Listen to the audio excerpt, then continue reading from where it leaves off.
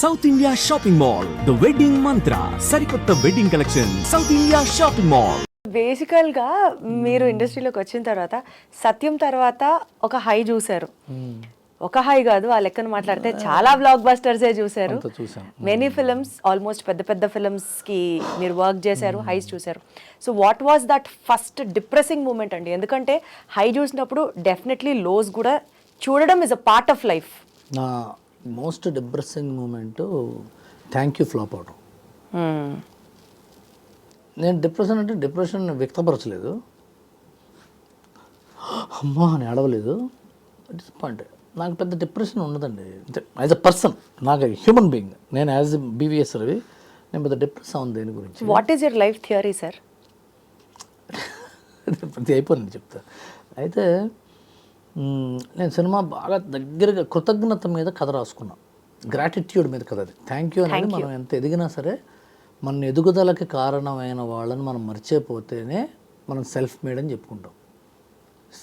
One of the ఇప్పుడు ఎవరన్నా నేను సెల్ఫ్ మేడ్ పర్సన్ని, మన నోటి సెల్ఫ్ మేడ్ పర్సన్ అంటే వాడి ఎదుగుదలకు కారణమైన ఎంతోమంది వ్యక్తుల్ని పరిస్థితుల్ని వాడు మర్చిపోయినట్టు, వాడి చుట్టుపక్కల వాడు గుర్తించినట్టు అని అర్థం. దాన్ని గుర్తించాలి అనేది ఒక హంబుల్ ఒపీనియన్తో కథ స్టార్ట్ అయింది. తర్వాత అది ఎన్నో, ఒక నది సముద్రానికి వచ్చేదాకా ఎన్నో మెలికలు తిరిగినట్టుగా ఆ సినిమా కథ కూడా ఎన్నో మెలికలు తిరిగి చివరికి అలా స్థాయికి వచ్చింది. చైతన్య చాలా బాగా చేశాడు, విక్రమ్ చాలా బాగా చేశాడు, మిస్ అయింది ఫైర్. నేను అప్పుడు పిఠాపురంలో ఉన్నా, సర్వం శక్తిమయమని నా వెబ్ సిరీస్ షూట్ చేసుకుంటూ అక్కడ ఉన్నాం. నేను సినిమాను ఫ్లాప్ అయిందని తెలుసు, ముందు రోజు రాత్రి తెలిసింది. నేను ఒక్కరోజు ఒక్క గంట బాధపడ్డాను. గంట is a big time for me to feel pain. నేను ఎప్పుడు ఆ గంట బాధపడిన సందర్భాలు లేవు. ఒక్క గంట బాధపడ్డా, మిస్ అయింది, మంచి కథ మిస్ అయింది. ఆ సినిమా ఫెయిల్ అయిందని కారణం నేను మంచి కథ మిస్ అయింది అని. మిగతావో కమర్షియల్ సినిమాలు చాలా రాస్తాం, ఆడతాయి పోతాయి ఉంటాయి, కానీ ఒక జెన్యున్ థాట్తో చెప్పిన కథ ఫెయిల్ అవటం, I felt it is my short fall in writing. అదొకటి తప్ప ఇంకా నేను పెద్ద.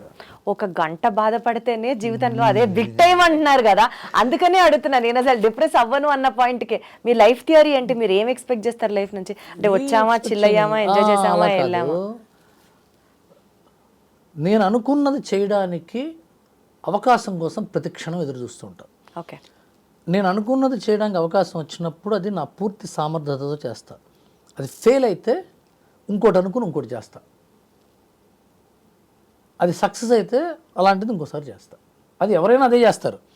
కానీ ఫెయిల్ అయినప్పుడు ఎక్కువ ఏడ్చి, సక్సెస్ అయినప్పుడు ఎక్కువ ఆనందపడితే ఆ బాధలోనూ సంతోషంలోనూ టైం వేస్ట్ అవుతుందని ఫీల్ అవుతాను. టైం వేస్ట్ అవ్వడం ఏంటండి? ఇంకా దాన్ని ఎప్పుడు ఆస్వాదిస్తారండి? ఆస్వాదన అనేది లేదు. ఆస్వాదన అనేది ప్రతి క్షణం ఆస్వాదించాలి. ఇప్పుడు ఇది కూడా ఆస్వాదిస్తాను నేను ఇప్పుడు మీతో నేను మాట్లాడుతున్నాను. ఆస్వాదన అనేది అదొక నిరంతర ప్రక్రియ. మనం పని చేస్తున్నప్పుడు అలా చీకట్లో కూర్చున్న వాళ్ళు, వెలుగులో కూర్చుని ఎవరు రాకుండా రాసుకునేది కూడా ఆస్వాదనే. అద్భుతంగా మా ఆవిడ వంట చేస్తే తినడం కూడా ఆస్వాదనే. మా అమ్మతో గొడవ పట్టడం కూడా ఆస్వాదనే. మా పిల్లలతో ఏడిపించడం కూడా ఆస్వాదనే. ఎవ్రీథింగ్ ఆస్వాదనే. నేను ఇప్పటి నుంచి కారెక్కి మా ఇంటికి వెళ్తాను, మా ఆఫీస్కి వెళ్తాను, అది కూడా ఆస్వాదనే. ఆస్వాదనకి టైం ప్రత్యేకంగా టైం కేటాయించడం కూడా time waste. Time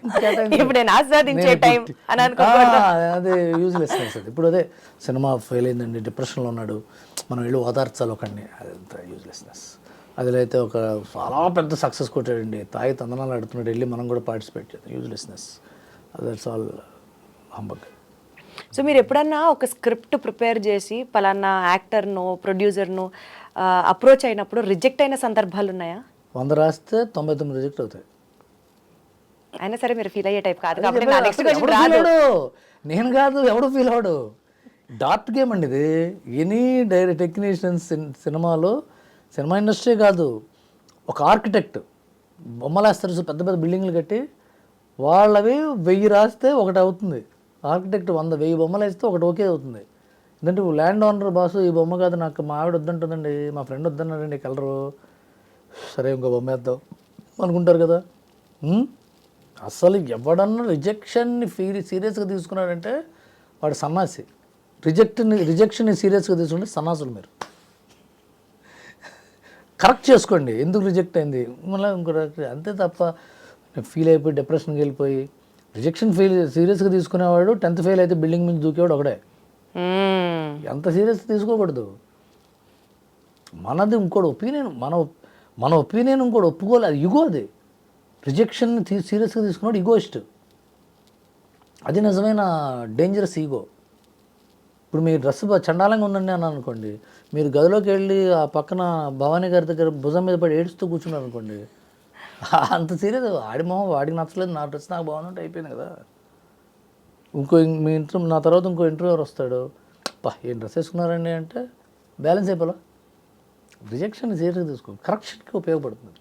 rejection should give way to correction, lead to correction, but not depression. మీరు చాలా బుక్స్ చదువుతారని విన్నాను, కానీ చాలా సందర్భాల్లో మీరు చెప్పింది ఈ జీవిత సారాంశాన్ని ఇట్లాగా వడగట్టి మాట్లాడుతుంటే నాకు ఎలా అనిపిస్తుంది తెలుసా రవి గారు? అసలు ఆప్షన్ లేదండి, అదే కరెక్ట్. ఓకే, సో రిజెక్షన్ ని ఫేస్ చేయలేని వాడు చాలా గొప్పగా మీరు వాళ్ళని సమస్య అన్న వర్డ్ గుర్తులేదు. డన్. సో ఏదైనా ఒక ఛాన్స్ ఇండస్ట్రీలో అర్రే నేను చేయాల్సింది ఇది మిస్ అయిపోయింది అని అనుకున్న సందర్భాలు ఉన్నాయా? అంటే ఎలా నాకు అర్థం కావట్లేదు. అంటే ఇది సినిమా ఇండస్ట్రీ కదా, ఇదేంటంటే రంగులు రాట్నం కాదు. నా బదులు కూడా ఎవడో ఎక్కాడే అనుకోవడానికి. ఇది అర్రే నేను చేస్తే బాగుండేదా, నేను బాహుబలి గురించి అనుకోవచ్చు, పోకిర్ గురించి. అలా కాదుగా, మీ దగ్గరికి వచ్చే అవకాశం when it was the first preference మీరున్నప్పుడు నేను ఇది చెయ్యను అని మీరు సెల్ఫ్ గా రిజెక్ట్ చేసి లేటర్ ఆన్ రిగ్రెటింగ్ దట్ అర్రే నేను ఇది చేస్తుంటే బాగుండేది టైప్స్ లో అసలు లైఫ్ లో రిగ్రెషన్ కి ఛాన్సే లేదు. అది అది ఆ డైలాగ్ కదా రావాలి. అసలు రిగ్రెటే అసలు ఛాన్సే లేదు. అసలు నేను రాత్రి పడుకుని పొద్దున్న లేస్తే కొత్త లైఫ్ అదే. అది దాని గురించి ఎక్కువ ఆలోచించాల్సి.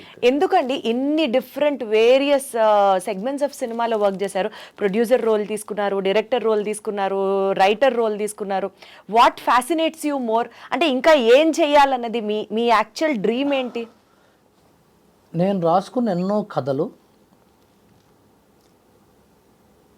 చెప్పే అవకాశం వేరే ప్రొడ్యూసరు వేరే డైరెక్టర్ అయితే తక్కువ ఉంటుంది కాబట్టి, నేనే ప్రొడ్యూసర్ అయితే నేను రాసుకున్న కథలు చెప్పే అవకాశాలు పెరుగుతాయని నేను ఇప్పుడు నమ్ముతున్నాను. So I want to produce more films which right. I want to tell my self, I want to express my self, I want to tell stories which I love and I like and I read through my production. So నేను రైటర్గా produce చేద్దాం అనేది నాకు బాగా ఇష్టమైన, ప్రస్తుతం అది ఆ మూడ్లో ఉన్నా. రేపొద్దు ఇంకో మూడ్లో ఉండొచ్చు, ఎవరైనా ఉండొచ్చు అట్లా. Today's decision is that, not today's, this period of time in my life I'm enjoying that. అదే సార్, ఈ మూమెంట్లో మీరు ఆస్వాదించేది రైటింగ్ స్కిల్స్. రైటింగ్ అనేది ఎప్పుడు రైటింగ్ అనేది నేను రాయటం మొదలైన నాకు పెన్ను బయట ఆల్ రాయటం అనేది ఏదో రాస్తూనే ఉన్నా. ఇప్పుడు నేనంటే ప్రొడ్యూసర్గా నాకు కొంత మెచ్యూరిటీ వచ్చింది, అవగాహన. మెచ్యూరిటీ కమ్స్ ఫ్రమ్ అవగాహన వచ్చింది ప్రొడక్షన్ మీద, బిజినెస్ మీద, పబ్లిసిటీ మీద. So I want to produce films which are right. Dil Raju గారు ట్రోల్ కూడా చేయొచ్చు, అరే నీ కథలు నువ్వు తప్పేవాడు ప్రొడ్యూస్ చేయడం కూడా ట్రోల్ చేయొచ్చు. It's fine, it's fine. ఎందుకంటే మీరు దాన్ని ఎంజాయ్. దిల్ రాజు గారి ఇన్ హౌస్ ప్రొడక్షన్లో మీరు కూడా ఒక ఇన్ హౌస్ రైటర్, చాలా సినిమాలు రాశారు. ఎస్పెషల్లీ ఒక మీడియం ఆఫ్ ట్రస్ట్ మీ ఇద్దరి మధ్యలో ఎంత స్ట్రాంగ్ ఉందంటే దాని వెనకాల ఆ ట్రస్ట్కి రీచ్ అవ్వడానికి ఏ ఐడియా వర్కౌట్ అయిందండి? బికాజ్ ఫస్ట్ ఇంప్రెషన్ ఎక్కడొచ్చింది, అసోసియేషన్ ఎలా కొనసాగింది మీకు దిల్ రాజు గారికి? భద్రా సినిమా నుంచి నాకు ఆయనతో పరిచయం అండి. ఎప్పుడు కూడా ఒక ఐడియా వర్కౌట్ అవ్వడం వల్ల ట్రస్ట్ బిల్డ్ అవ్వడం అనేది తాత్కాలికమైన ట్రస్ట్ బిల్డ్ అవ్వడం అవుతుంది. ఎందుకంటే ఇంకోసారి ఆ ఐడియా ఫెయిల్ అయితే ఇంకో రెండో ఐడియా వీడి దగ్గర పస అయిపోయిందిరా అనుకోవచ్చు. ఇప్పుడు నేను చెప్పింది వర్కౌట్ అయితే సూపర్ రా వీడు, ఆ తర్వాత చెప్పింది వర్కౌట్ అయితే వీడి దగ్గర పస అయిపోయింది అనుకోవచ్చు, ట్రస్ట్ బ్రేక్ అవుతుంది. ఒక వ్యక్తికి ఇంకో వ్యక్తి మీద నమ్మకం అనేది ఆ వ్యక్తి యొక్క passion, commitment and honesty towards what he's working for మీద ఉంటుంది.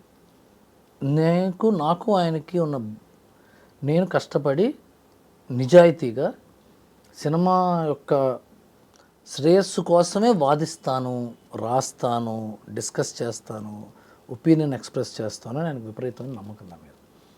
అలాగే నాకు ఆయన మీద సినిమా, మంచి సినిమా అంటే మీనింగ్ఫుల్ గుడ్ హెల్దీ ఫిలిం అనేది ఆయన కాన్సెప్ట్. ఆ సినిమా ఆ మీనింగ్ఫుల్ హెల్దీ ఫిలిం చేయడం కోసం ఆయన నిజాయితీగా ఎక్స్ప్రెస్ చేస్తాడు అని నాకు నమ్మకం. అలాగే ఆయన దగ్గర చాలామంది రైటర్స్ ఉన్నారు, వాళ్ళ నమ్మకం. సో ఆ బాండ్ అలా ఎక్కువ సంవత్సరాల పాటు నడుస్తుంది. ఫస్ట్ మీ అసోసియేషన్ భద్రా నుంచే స్టార్ట్ అయిందా? దానికంటే ముందు కూడా మీకు పరిచయాలు లేదు, అప్పుడైనా నేను చూసేవాడిని, ఎందుకంటే ఆయన డిస్ట్రిబ్యూటర్, పక్క పీక్స్లో డిస్ట్రిబ్యూటర్, ఆది, ఈడియట్ అవి చేసేవారు. అప్పుడు నేను కూడా కొత్త, నాకు అంత పరిచయం లేదు. నేను ఫస్ట్లో నా కెరీర్ స్టార్ట్ అయిన 1 or 2 yearsలో నుంచి ఆయనకి థర్డ్ ఫిల్మ్ భద్ర. అంతకుముందు దిల్లో ఆర్య చేశారు. భద్రా నుంచి జాయిన్ హ్యాండ్స్ అండ్ లాంగ్